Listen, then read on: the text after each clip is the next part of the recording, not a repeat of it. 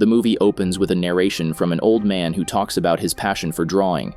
As a child, he read about boa constrictors eating their prey whole somewhere in a book, which ignited his curiosity. He then drew the outline of a snake eating a whole cow and later showed it to adults. Upon asking if they feel scared by the picture, he received a rather strange answer. An adult told him he wasn't afraid of the picture because nobody would be afraid of a hat. The kid then realized that the adult had seen his drawing of a snake eating a cow as a hat. So, he drew a more detailed picture where a cow could clearly be seen inside the body of a snake. He asked once more and received slightly rude answers. Several adults told him to quit drawing and focus on more important subjects like history and science. The kid needed their instructions and left his passion behind in his childhood. Furthermore, the old man adds that as he grew up, he became more and more adult while forgetting his child self. This series of forgetting came to an end abruptly when one day he met a mystical child named the Little Prince. The scene shifts, and we see several parents and their children waiting in the lobby of Verth Academy. This is an extremely prestigious and highly sought-after institution, and people come from all across the nation to get their children admitted here. Among the several people waiting are our protagonist, Little Girl, and her mum. The duo are doing some last-minute preparations for Little Girl's interview session. Mum tells her daughter that the judges inside will only ask her one question, which is whether or not she is worthy of studying in Verth Academy. Little Girl is supposed to confidently reply that she is and list 3 reasons to show why she is worthy. It is obvious that they have previously discussed the whole thing and are ready for the question. Just then, 2 parents come out from the interview room along with their child, and all of them are in tears. Mum and Little Girl are confused at this sight, but they do not get to dwell too much on it. They are quickly called into the interview room as it is now Little Girl's turn to face the judges. Inside, the interview room is like a theater, where the judges are sitting across a stage where the interviewee is supposed to stand. The judges then begin to go through her application, and initially they don't look all that impressed. However, their frowns soon change into gentler smiles, and eventually they accept her application. They even commend Little Girl on her essays, The Transformative Power of Zero, and Zero Still My Hero. Then comes the most important part, the final question. Mum is nervously watching from nearby as the judges ask Little Girl the question that will decide whether she goes to Verth Academy or not. To their utter horror, the judges ask Little Girl what she will become when she grows old. This is not the question that the mother and daughter duo had practiced over and over again. However, poor Little Girl becomes extremely nervous by the judgment looks of the people sitting in front of her. She belts out the same answer that her mother had shoved down her throat in the lobby. She begins to say why she is worthy of studying in the Verth Academy. She blissfully reaches the second point when suddenly, her mother signals her to stop. This is when Little Girl realizes her mistakes, and suddenly, he gets dizzy. She eventually falls flat on the stage and passes out, but not before saying thank you. Mum takes her daughter out in a wheelchair, much to the astonishment of the other gathered parents. As the mother-daughter duo are headed back, the mood takes a dip in the car. Little Girl apologies for her mistake as she didn't recognize the change in question soon enough. Mum, on the other hand, is not so down and out as she suggests a plan B. Little Girl is surprised as she had earlier proclaimed that there would be no plan B, but now she has changed her tune. Turns out the alternative path is to get a house in the same neighborhood as Verth Academy. That way they can get into the institution through the local quota seats. Then, a montage of scenes shows how Mum selects and buys a house in the neighborhood near the prestigious school. She signs all the necessary papers and moves into the new home, which is suspiciously in the market at a reduced price. The reason soon becomes clear as the mother and daughter arrive at the front gate of their new home. Turns out, there is a rather eccentric-looking house right next to them. That building looks nothing like any other home in the neighborhood, which is otherwise extremely uniform. Little Girl asks her mother if it is too late to go for Plan C, but the latter has a better perspective towards the whole situation. Mum points out that the presence of the eccentric house allowed them to buy their new property at a reduced price. After a brief look at their new shelter, the little girl asks her mother the question that has been eating her up from inside. She asks if she is worthy of actually going to Verth Academy. In response, Mum says that whether or not she is worthy right now doesn't matter. Mum plans to make her daughter worthy by the end of next admissions. For this, she has even ordered a customized board, which has a detailed schedule for little girl's life. Mum calls it Life Plan, as it is not only limited to the time until little girl gets admitted into Verth Academy. In fact, it contains meticulously planned scheduling for each hour and each month for several upcoming years. After explaining the whole thing to her daughter, Mom has to rush away for work. She expresses her desire to stay back, but little girl tells her not to worry about anything and go get her work done. Shortly after Mom left, little girl is about to return indoors when suddenly she smells something strange in the air. She follows the smell, which takes her to the side fence of her home, which is adjacent with the eccentric house. Eventually, little girl recognizes this smell. It is the smell of gasoline. Without any warning, smoke emerges from the eccentric house, which is soon followed by a boom. A huge rotatory blade whistles past the fence and shatters through the window to the little girl's living room.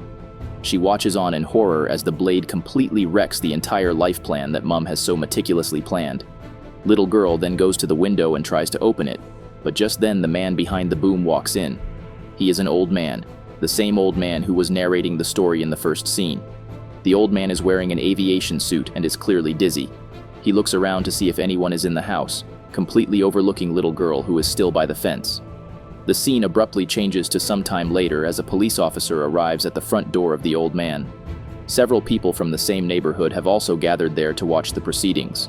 From the whispering of the neighbors, it is clear that this is not the first time that the old man has created such nuisance. Little girl finally begins to realize why exactly was their home placed in the market for a reduced price.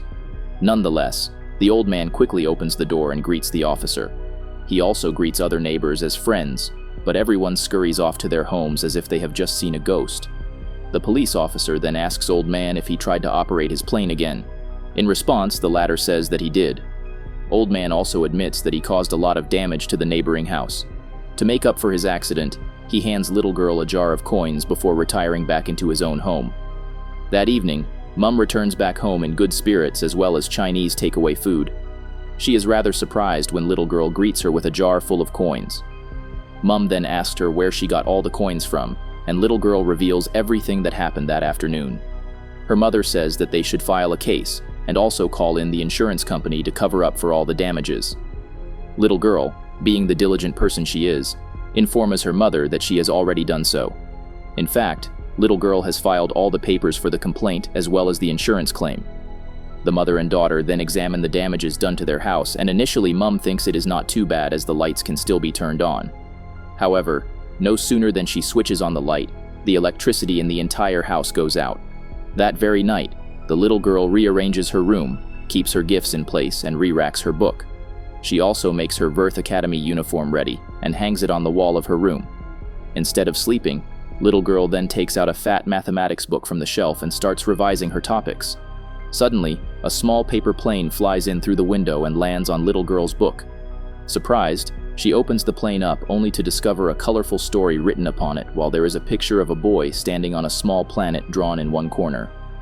The story captivates her, and she begins reading it out loud. It starts with, "Once a small prince lived in a certain place. His name was Little Prince, and he was alone." Suddenly, little girl hears a voice and starts looking down towards the street. When she eventually looks up, she sees the old man sitting on his porch with a telescope.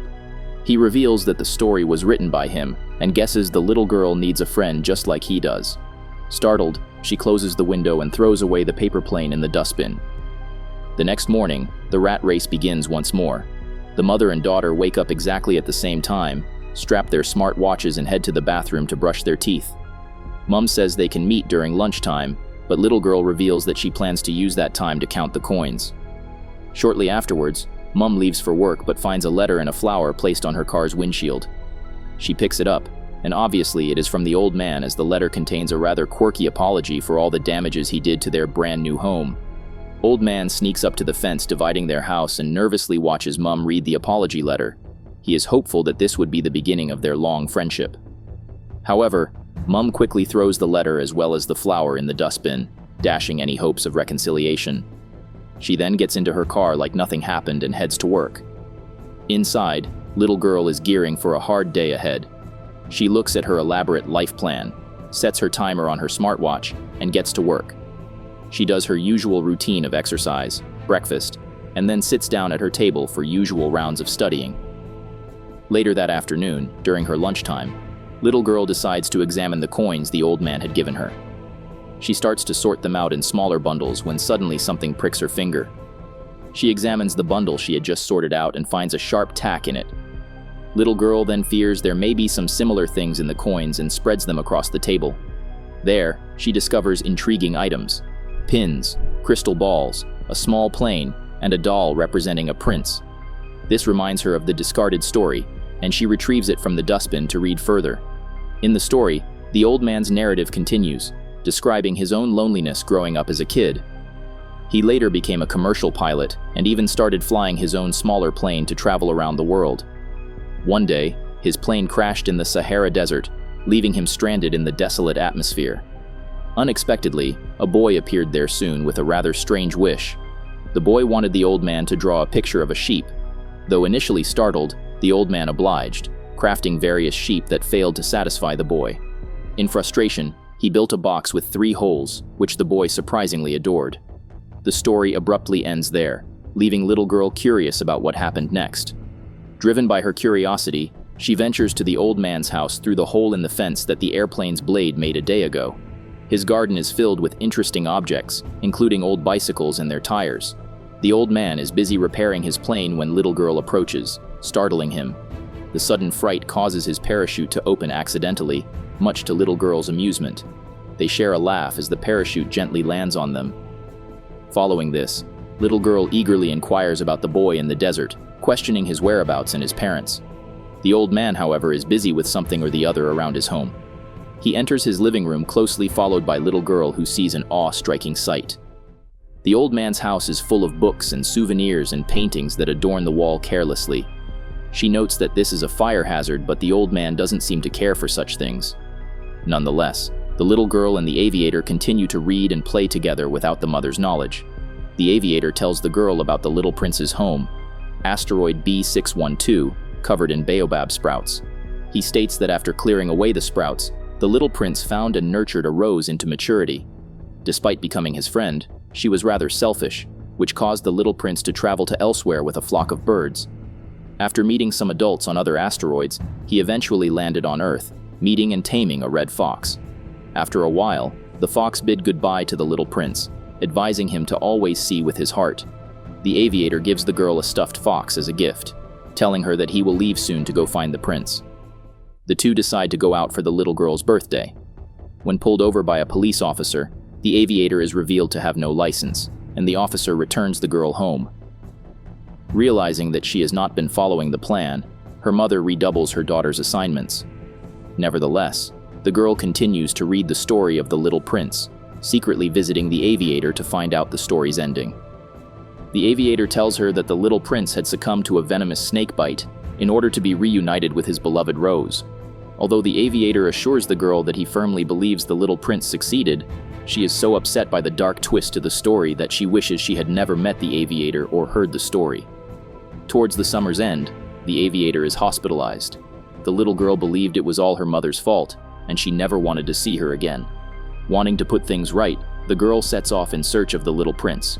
Escaping through the gutter, the girl, accompanied by her now conscious stuffed fox, probably the reincarnation of the real one, and the little prince's story pages, flies the aviator's now fixed plane into space. They find all the stars mysteriously gone, all the while landing on an asteroid populated by workaholic adults owned by the businessman from the little prince's story, who captures and holds all the stars to power his asteroid and belongings. After encountering a police officer and an elevator operator, the conceited man and the king from the story, they finally find the little prince, who has become an adult named Mr. Prince and works as a janitor for the businessman, having no recollection of his past. Mr. Prince accordingly takes the girl to an academy where she is to be reconditioned as an adult by a machine controlled by a sinister teacher. Recognizing the drawing of his sheep's box from the aviator's pages, which he still kept the original, due to his amnesia, he believed that it might be important. Mr. Prince begins to recover his memories and saves the girl from the same fate that he had by putting the teacher in the machine instead. They escape together and liberate all of the stars from the businessman's glass vault, which return to their rightful place in the sky. The girl and the fox then take Mr. Prince back to B612, which is overgrown with baobabs. They find the rose dead, but seeing her image in the sunrise, the baobabs disappear, and Mr. Prince turns back to his younger self, giving him renewed hope. The girl and the fox return home, accompanied by another flock of birds. The next morning, the girl and her mother visit the aviator in the hospital. The girl presents him the formerly loose pages bound together as a book, along with all the formerly missing parts filled in. The girl afterwards begins her studies at Vert Academy and reconciles with her mother, who changed.